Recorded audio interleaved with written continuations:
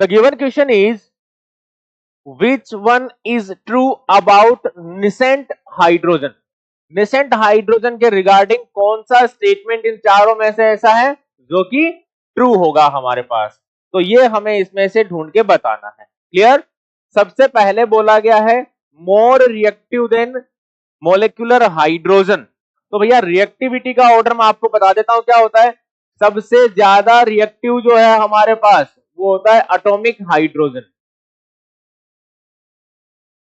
Atomic hydrogen की reactivity या फिर हम बोले एक्टिविटी जो है वो ज्यादा होती है। उससे कम होता है हमारे पास नेसेंट हाइड्रोजन की। नेसेंट हाइड्रोजन की सेकेंड नंबर पे। और थर्ड नंबर अगर मैं बात करूं ना दोस्तों किसकी, तो वो होगा हमारे पास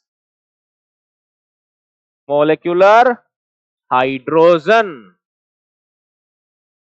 ठीक है ना, ये रिएक्टिविटी आएगी यानी more reactive than molecular hydrogen. ये तो करेक्ट हो गया, ट्रू है ये तो। सेकंड चलते हैं, is produced in C2। Is produced in C2 इसका मतलब समझना, इसको पहले मैं एक्सप्लेन करता हूं। इसका मतलब ये होता है दोस्तों production during the chemical process. Production during the chemical process कि भैया नेसेंट हाइड्रोजन जो है वो ड्यूरिंग द केमिकल प्रोसेस क्या होता है, प्रोड्यूस होता है। बिल्कुल सही बात है यार। सबसे पहले क्या होता है कि हमारे पास निसेंट हाइड्रोजन बनता है। वो निसेंट हाइड्रोजन जो है दूसरे हाइड्रोजन के साथ कंबाइन होके H2 में कन्वर्ट होता है।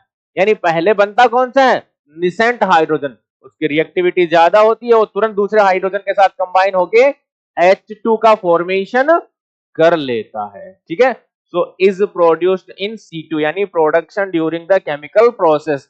जो केमिकल प्रोसेस होती है उसमें इंटरमीडिएट कह सकते हो आपकी, इंटरमीडिएट के तौर पे ये बनता है, फिर वापस दूसरे हाइड्रोजन के साथ कंबाइन होके ये H2 में कन्वर्ट हो जाता है। यानी ये भी हमारा स्टेटमेंट जो है वो करेक्ट हो गया, दो करेक्ट हो गए। तीसरे की बात करते हैं, तो similarity exactly with di hydrogen in reduction reaction, ये फॉल्स है दोस्तों। किस तरीके से फॉल्स है वो देख लेते हैं। समझना दोस्तों, निसेंट हाइड्रोजन की रिएक्टिविटी ज्यादा है और मोलिकुलर हाइड्रोजन की रिएक्टिविटी कम है। तो इसका मतलब ये होगा अगर नेसेंट हाइड्रोजन जो है वो अगर जुड़ेगा तो वो पहले आसानी से रिड्यूस करेगा, है ना।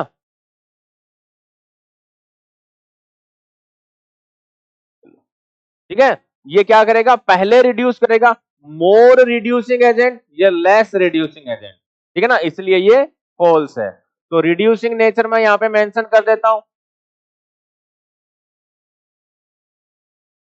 रिड्यूसिंग नेचर की अगर बात की जाए,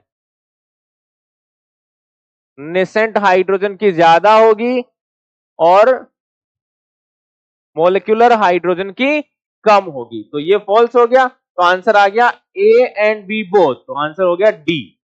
ठीक है ना, पॉइंट टू पॉइंट हमारे पास आ गया। तो अगर कॉन्सेप्ट की बात की जाए तो वही है properties of nascent hydrogen. Properties of